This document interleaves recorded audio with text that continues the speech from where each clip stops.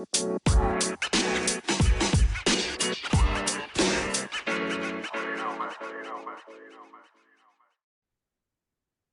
welcome to the Relentless Positivity Podcast. I'm your host, Joe Martin, and my guest today is Dai Manuel. So he's a super dad. He's out dating his wife. He's the lead big by example kind of guy. That's the kind of guy you want in your life, right? And listen to his mission. That's why he is perfect for this show right now. So he wants to positively impact 1 million role models around the globe to lead a functionally fit life through education, encouragement, and community. Dai, thanks for being on, man. That's amazing. Joe, thank you, man. It's like, after listening to a few of your episodes, but also just checking out your platform, like, dude, we're from the same cloth. You know what I mean? Like, yeah. Like it's my brother from another mother, and it's just, but it's awesome, right? Like it's. We were talking before we hit record today. Just those opportunities to get around more people that you share similar interests, but also share a similar energy with. Absolutely, yeah. And just how quickly that can change everything for us. When you get around somebody that wants something similar to what you're wanting or doing similar things than what you're doing, that power of duplication and then amplification, especially when you get around a community of people like that, it's like, hello, what can't I do, right? Right. Hey, if you guys can feel around, Dai can change the room. Can y'all feel that? How the room kind of changes, wherever you are, that's what he does. So, hey, what do you say we positively impact some people right now? What do you say? All right. Yeah. All right, let's go. So let's bring it back. So you may be able to hear his accent a little bit. So where did you grow up? What kind of kid were you growing up? What are you talking about? No, I'm just doing. Yeah. No, I grew up in Eastern Canada, but Eastern Ontario specifically. So if people are aware of Toronto, it's Ontario is that state that's north of New York State, right? And well, to be honest, I grew up just outside of Toronto, or Toronto, and but I was far enough removed that we were in a small, more rural community. So I grew up in a small town sort of feel. Like just as an example, our entire high school had a population of 1,200 kids, which I know isn't small, but it's not huge. Like when you look at some of these massive schools, like now when my kids are going to school here in Vancouver, they had over 3,000 kids at that school, right? Wow. So it's a big difference number wise. And my graduating class, I knew everybody by name, right? Like that just to put this in perspective. So that was sort of how I grew up, and then when I turned 18, though, I was peace out, I'm moving west, go west, young man. And I did, I moved to Vancouver and never looked back because I'm one, I don't like the cold. So and people are probably like, well, why are you in Canada? But Vancouver is like Seattle climate wise. So, okay. Most of the time you don't get snow in the winter. It's rainy, but you typically don't get snow. I can drive to Whistler if I want the snow. I got the choice now. And but also it's the outdoors. I love the outdoors. Love hiking, love walking, running, cycling, anything I can do outside I love. So right. Lifestyle wise, it made better sense to come here, but also I wanted to leave behind all the old beliefs people had about who I was. Man, I mean, yeah. There's something about reinventing ourselves and really just going to a place where nobody knows us. That excited me. And that was another motivation. So yeah, those are a few things, but yeah, I'm in Vancouver now, and but I grew up in Ontario. That's a great point. You can be kind of pigeonholed by people that have known you your whole life. Like, oh, that's just that's what he does. Yeah. So, man, was that the version of like the American version of going from New York to California? Is that the Canadian version? Yes. With the exception, I grew up in a small town. So I think it would be like living in upper state New York in one of those smaller communities, and then moving out to like LA, right? Like I'm just trying to create that juxtaposition. I went from small town life to the big city of Vancouver, which isn't a very big city, by the way. But it was big enough. And it was bigger than what I was used to. But yeah, definitely that it was something that I knew I always wanted to do. Yeah. And especially as I went through a big change in my teen years, I was morbidly obese as a teenager. So I didn't come from health and fitness. I actually came from the other end of the spectrum. But after I went through those changes, it took me like 6 years to get to my largest, like a BMI well in the 40s. And it took me about 6 years to get to that size, to that state of unhealth. But when I made a change and made a decision to get healthy, it took me 20 months to release all that weight and to get to a new place where I felt better about who I was and more confident about where I was going, which allowed me to confidently say, yeah, I'm going to sever all my ties here. I'm moving out west, and I'm just going to lean into that person I've always wanted to be and be that. And so I don't know who doesn't get excited about that kind of an idea, because it's almost a cliche now. We hear about that so frequently, right? But I loved it, man. It was just a great opportunity, Oh yeah. So what was the turning point? So you're an overweight teen, and you decide one day, hey, this I've had enough. What was the turning point? Pretty much. Well, we hear the cliche, oh man, I hit rock bottom, right?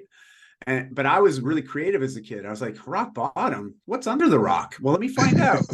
So we're like, lift that rock up. Oh, look, I got a little escape hatch. I can go even deeper, and my despair and my wallowing in my self-pity. But to be fair, and most of us as kids, we've had something fairly traumatic that might have happened that creates, just a big change in our lives. And often the change, it's not like we say, hey, life, give me some big changes, please. I want change. Right? I mean, whoever wakes up and says that, I don't know, so it was my first experience of feeling like I was a victim of change and I was powerless to it, and that was at age 9. Oh, right. wow. My parents dropped the bomb on my brother and I. We're separating, getting a divorce. And I'm totally going to date myself. So I'm going to be 47 in a few months. So I'm 46 right now. This is going back, right? You go think about it, going back to when I'm 9. This is a long time ago. All right. This is like 1985, people. And in the 80s, we didn't have the internet like we have today. But also, if people remember or they do some research, you'll realize that there was also a lot of stigmatization around divorce. And so, where do I turn as a 9-year-old? Where do I find resources? Where do I find support? Who do I talk to? Because my parents were busy enough in their own stuff. Right. They were navigating, this trying to untangle and figure out how's life going to move forward. Now we got these 2 kids that we have to think about, plus their careers and everything else. Right. So I get it. I understand now. Back then I had no idea, but now, as a father of 2 girls that are, 18 and 20, I now have a lot more empathy and sympathy for what my parents were doing. Sure. But, I was at that 9-year-old place, didn't have anybody to talk to or people to just vent and open up about what was going on internally. So I bottled it all up, but I wanted to feel better. I wanted to feel like I had some control in something for my own life. And I found out really quickly, wow, if I eat certain types of foods and I do certain types of activities like playing video games or watching movies, wow, I feel better in that moment. Life doesn't feel so daunting. I'm okay. And actually, when you learn about neurotransmitter and how certain things influence how we feel very quickly, chemically speaking, those activities became reinforced because instantly they make me feel better in the moment.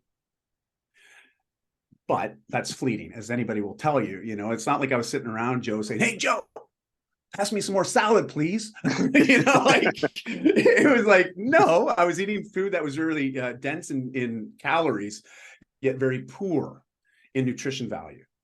And so in essence, I was like starving myself, of a lot of vitamins, minerals, and micronutrients. I wasn't getting any of that stuff. So I was always hungry, wanting to eat more. And again, and I know anybody that's put on a lot of weight in their life or might be in that state of unhealth, it doesn't happen overnight. It's a compound effect of time. And at 15, I just got to a place where I didn't want to keep having those ideations of what life would be like if I didn't wake up in the morning. Oh, wow. Yeah. That scared me. I didn't like that. I never acted on it, but it was a present thought and it was always there because that seemed easy. That would be the easiest way to just stop how I'm feeling about myself. And, it got to a place where I just realized if change is going to happen, it's got to be me that makes it happen, but I don't have to do it alone. And so when that flip of the switch happened, I remember going to my dad and my mom and saying, listen, I want to get healthy. And I was 15 years old and they both looked at me and they're like, really? Okay. What can we do to help? Because at that point in time, my family was always coming to me saying, hey, why don't you try this? Or how about you do this? Because as parents, we want to see our kids happy. Sure. And we will just constantly give them ideas and we're trying to support them. But every time they came to me offering up a piece of advice, I just thought, and this is what I heard, I'm not enough. You don't like me as I am. You think I need to change. And again, I already had a really bad relationship with change because I remember last time I had a big change, it was something that I didn't want. My parents got divorced. So I'm like, change is bad. Food is good. Video games good. Movies good. And long and short, I made that decision, got a mountain bike, started moving my body every day. I then went and educated myself on nutrition. Went to the library, got books out. My kids are still like, Dad, why don't you just Google it? I'm like, hey, I'm older than Google, older than Google, you know, and a bunch of smart asses. Anyways, and then that was it, right? Like that was sort of how things started. And it took 20 months of consistency and frequency and constantly reinforcing some of these new good habits and patterns and recognizing, wow, these make me feel just like when I would have a big bowl of ice cream. But I don't crash after this. You know, I don't crash after a nice workout. You know, I might feel fatigued and whatnot, but if I eat a healthy meal after, I feel great. I feel way better than I did before I did the workout. I'm like, ooh, this is good. You know, so it's reaffirming these new actions do provide the positive effect, and then just committing to that lifestyle. And was such a valuable lesson for me to learn early on in life, because I've seen that repeated actually a number of times, you know, up to now where I'm 46, and it's still happening today, right? But my relationship with change is much more understanding and sympathetic and empathetic, but also I recognize that I have the power to change whenever I decide to, you know? Wow, get the power back. That's amazing right there. Yeah. So let me ask you, so Yeah. I know some of the best trainers that I've ever met have a similar story, that they too were overweight, Right. out of shape, and they know how that feels. How has that helped you on your journey to help so many people get through the same stuff you've gone through? Well, empathy is a powerful emotion. You know, I really feel if everybody was more empathetic, the world would be very different. You know, it just would. Unfortunately, narcissism is alive and real. And, you know, I look at some of the global leaders, Putin, you know, I don't think there's a lot of empathy there. Right. Yeah.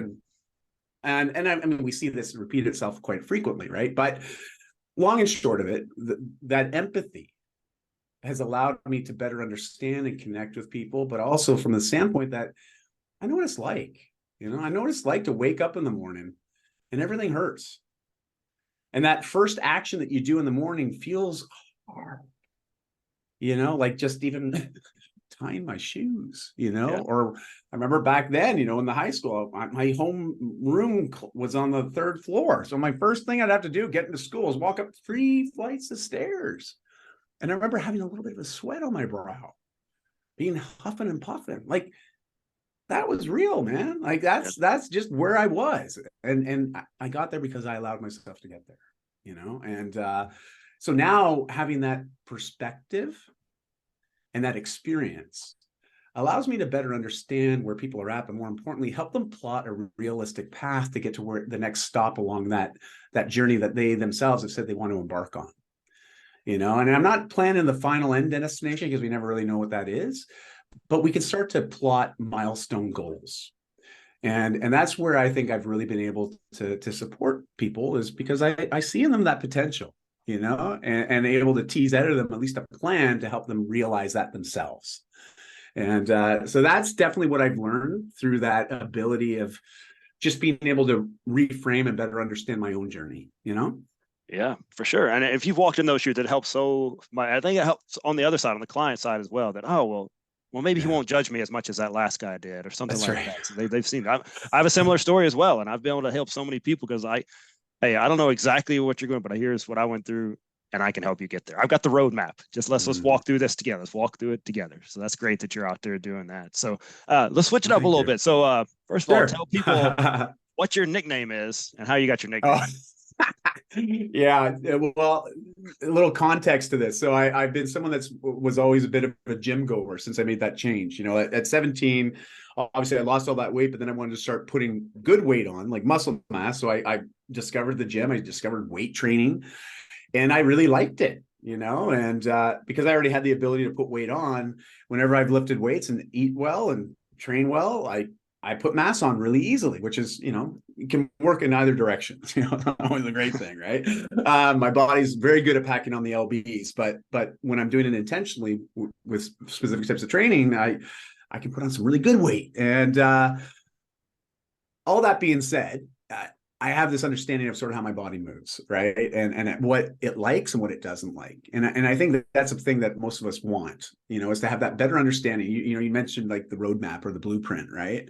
Well, how many of us actually have a blueprint for our own lives? Like very few, right? I mean, we're just in the motion of day after day. And I get that because I've lived in that space for a lot.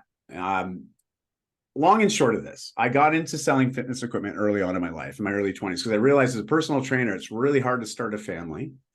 It's really hard to be successful unless you're willing to compromise lifestyle.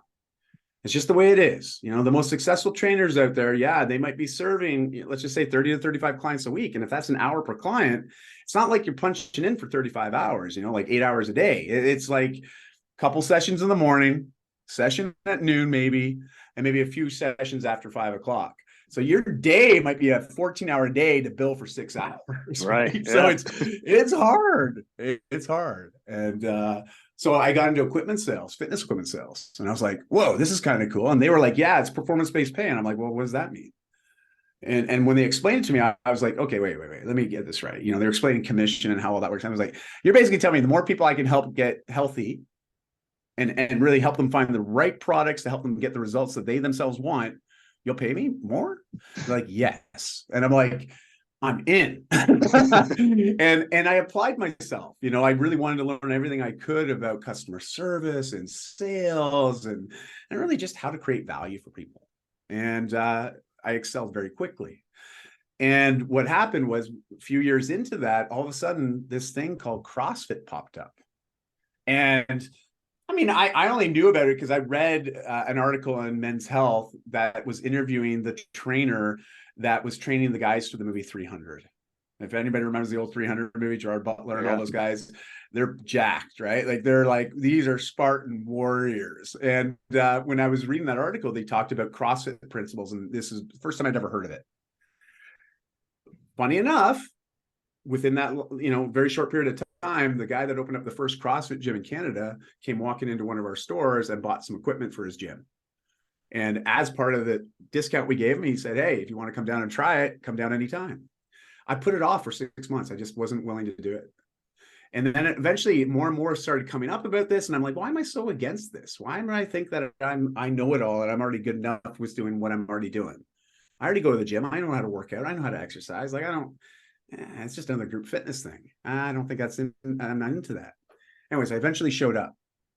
And the way that they typically would operate back in the day was they would do some sort of baseline testing on your first session. Basically just trying to find out where you're at, but also allow you to figure out where you're at and how. And for me, it was really humbling because I realized, man, I'm not as far as I thought I was, you know, in my journey as far as fitness and health and performance was concerned. And I got spanked, absolutely spanked that very first workout. And my ego was like, hell no, I'm coming back tomorrow. I'm going to do this again because that can't be how I end this, you know, experience with CrossFit is on this negative of me just doubting myself and feeling like, wow, I just got schooled. So I went back. Within about a week, you know, the guy that owned it and the guy that was coaching me at the time, Patty, he's like, he was watching me run. I'm not very graceful. Okay, Joe. No one's taught me how to run. I'm not a graceful runner. I make a lot of noise. I huff and I puff. Okay. Like there's just, I'm heavy footed. Okay. It's just them. I'm like, you know, that's just the way it is. And he started calling me Moose because I run like a moose. But also because of the old Archie Jughead comics, remember Moose in that has got a fairly defined jawline. And so between the jawline, how I run and kind of the oafishness of myself, as far as when it came to physical fitness, Coach Moose emerged and it just sort of stuck, you know, and when I started blogging and coming online for many, many years, about a decade, I always was referring to myself as Coach Moose. So the name is stuck. Some people still refer to me as that. And even the CrossFit gym that I occasionally will cover classes for some of the crew when they're unable, just because I love doing that stuff still. It's not my career, but I sure do enjoy it. And all that community still refers to me as Coach Moose. So it's kind of fun. But yeah, that's how all that came about. That's a good nickname, man. There's much worse ones out there. So that's a good one, right? Yeah, right. There sure is. So, man, I love your 5F approach to living. So let's start off. First of all, what are those 5Fs? We'll start there. Well, hey, listen, all of us have certain values, right? Like if we were to ask everybody listening or watching this right now, it's like, hey, what are your primary values? I mean, those values that you are not willing to ever negotiate around, you know, they're non-negotiables. Like they are set.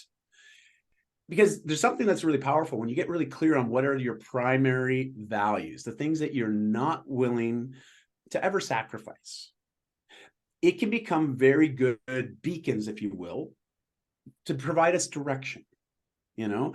And for me, when I really got clear on what those were for me, and also because I was writing a book at the time, and alliteration helps people remember stuff. And so, of course, I came up with 5 F's to sort of represent those values.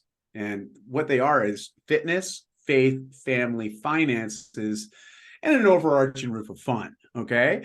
And those 5 F's, when it really boils down to it, I mean, those are all encompassing, and sure, they can be catch-alls. You know, when I say finances, what does that mean? Well, the way I make money, the way I invest money, but also the way I share money, right?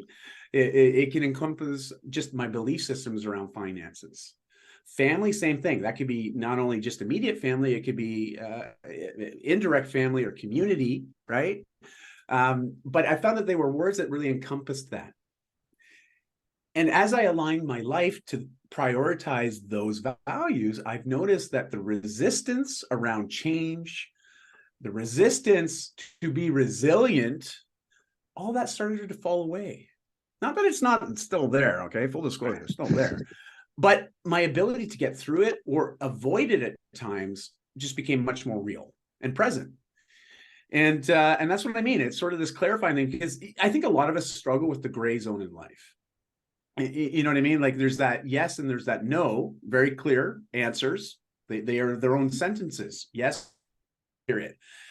But then there's this thing in the middle, which is the large part, which is the maybe, right? And or the what if. And we spend a lot of time in that place. Right. When you get clear on your values, it helps you cut through the gray area to get to a decision quicker. As an example, you know, I speak quite frequently. So I do a lot of keynoting and speaking and like brand appearances, that kind of stuff. I love it. I love connecting with audiences and connecting with people, right? I like telling a good story, right? So it's cool. I love it. But sometimes the scheduling can conflict with my family commitments. I'm not willing to negotiate on those because that's a primary. That's the main thing that I'm always working to really protect and solidify. So if there's something that's going to take me away from my family, and especially during a very milestone moment or an event, my answer is no. You know, just really easy. It's not like, oh, maybe we can switch things. It's like, no, it's a no for this. And here's why, if you need to know the reason, you know, and so it's been very freeing for me. You know, because does anybody ever feel like, geez, I just, you know, you feel like you just don't have control of your schedule, right? Like it's just like, and also FOMO plays into it, right? The fear of missing out. So we say yes, probably a lot more. We overcommit. We don't have enough time to do the things that we've committed to, which starts to create a negative feeling, negative perspective on ourselves, which in itself creates a need to procrastinate. Let's avoid all that stuff and just do something else to distract ourselves right now, because we don't want to admit that I feel like I'm failing. You know, I'm not following through what I said I would do. I'm not feeling very integral with my life right now. And sometimes we do other things. For me, it was also alcohol. For a big part of my life, alcohol was the way I would distract myself from those negative feelings about myself.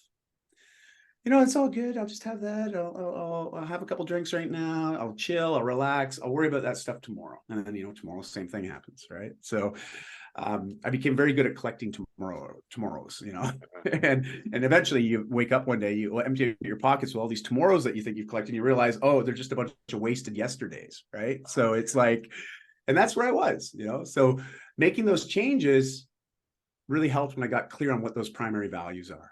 And so I invite everybody, maybe the 5 S aren't yours, that's fine. Figure out what yours are though, you know? And there's lots of great exercises. Brene Brown's got a wonderful book that talks about this quite a bit. And even if you just watch some of her TED Talks, you know, she talks about vulnerability, but she also talks about different ways of getting honest with oneself, you know, more in the professional vein, not as much in the personal vein, but I find the two are very synergistic. So, you know, anyways, that's what I would recommend everybody do. You know? Yeah, I mean, you can lie to everybody else, but you can't be lying to yourself. You can't do that. Yeah, well said. So I like that you tie it all together with fun. So why was fun such an important part of you having your lifestyle like that? Listen, Joe, if you can't smile at least once every day, there's room for improvement. All right. So the fun aspect is just that sense of joy that we get. and happiness that we get when we're doing things that make us feel fulfilled. You know what I mean? Like that idea of fulfillment, that like everything I've got is enough. And I'm doing the things, and I'm filling my days with the things that I want to fill it with, the people I want to fill it with, the experiences I want to fill it with. And it creates this space to experience more joy and happiness, which inevitably the byproduct of that is you're going to have more fun. You're going to smile more. Okay. So, and also you navigate the challenges a little bit more, let's just say constructively. Maybe not with that negative, like, oh gosh, I got to work through this. Oh, this is going to be awful. It's like, yeah, it's okay. It's a chapter. I got to get through this chapter, and then I'll write a new chapter, and it's like, it's just shifting our relationship with how we look at things, that world view or that world perspective, as well as the self perspective. And that's what we can see change. I mean, you as a coach, this very well with your teams, right? Like you might get a brand new player to a team, or a whole crew of them brand new when those first years come in, right? And it's like, there's a certain belief system that they might have, not only about themselves, about the team, but it's your role as their coach, their mentor, the person that's not only inviting them in, but to guide them, right? And you are very good at doing that because you've already done it for yourself. And I think that's why I often refer to coaches as mentors, especially people like yourself, Joe, because it's not just coaching. You are bringing a lot of yourself to what you coach. And that really elevates it to the level of mentorship, because you're like, hey, I've been there. I've done that. Whew, I got the t-shirt to show, but here you go. And by sharing that is an act of vulnerability, which I think is extremely powerful, but it's not something that we're all very comfortable with. And I can definitely speak to that because it's not something that I grew up with. Vulnerability. You mean talk about how I'm feeling? Yeah, forget that. That was what was modeled by the men in my life. So of course I wouldn't expect anything different. Until you feel that need to change, or you want to connect, or you want to help other people, you realize vulnerability's got to be part of the equation. Yeah, for sure. It's got to be, but how do we practice that? How do we learn that skill and develop it in a way that we feel safe, right? That's where the conundrum is. That's where the challenge is. Otherwise, we'd all be walking around thinking, yeah, I'll be vulnerable anytime, anywhere, but no, that's not the case, Yeah, it's tough. Like, I mean, that's not really how most of us grew up, but I've noticed, as we were talking earlier, I've got a teenage son. He plays sports, and I found we connect much deeper when I talk about my struggles rather than when I talk about how good I was back in the day. They can connect with that, right? Rather than not just being this, oh yeah, I was awesome back then. You should have seen me. That's great and all, but when you share their struggles, that's when they lean in a little bit and catch your lessons. So if you're listening right now and you're like me, that's how I started off I started off telling him how good I was. And I was like, well, he don't need to hear all that. He needs to hear all the struggles, right? To realize, we're all human. And he went through this too. Then I think I'll get through this situation as well. Well said. And Joe, that's the perfect example of this practice, in motion.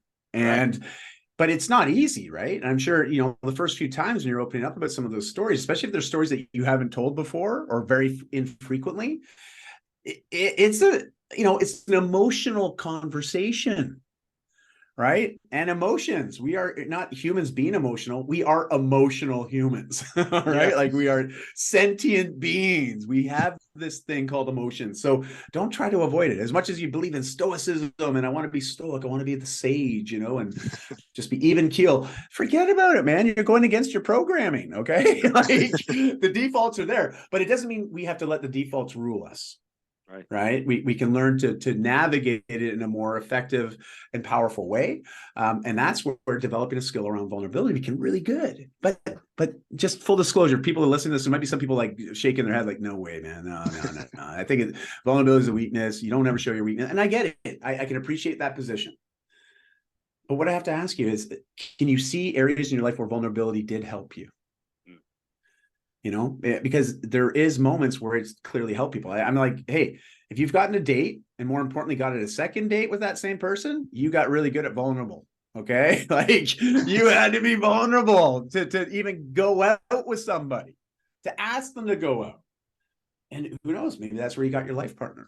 Right. And so it is a skill, and it's a skill that can serve us really well, but not everyone is deserving of our vulnerability. It has to be earned. Right. because it's huge for developing trust. And if you lose trust, good luck ever getting it back. Oh man, Good luck. that's a big one. That's a big one right there. Yeah.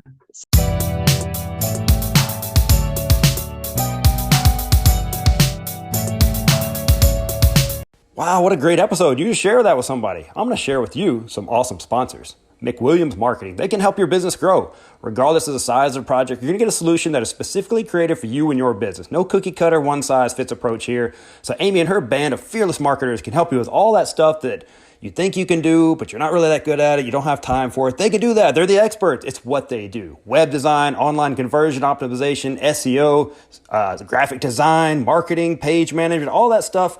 Go let them do that. Don't handle that yourself. Go check them out at mcwilliamsmarketing.com. See what all they can do. They're amazing people. Teek Patnick with Patnick Realty. He really does it all in the real estate world. General real estate sales, acquisitions, property management, investments, all that good stuff. You're not just a transaction with Teek. He really wants to build a relationship for life with you. He has built his whole business on prayer, hard work ethic, honesty, and results. You can trust Patnick Realty with all your real estate needs. Hey, I trust my brother from another mother, Teek, and you should too. Give him a call, 256-694-0117, or email him at teek@patnickco.com.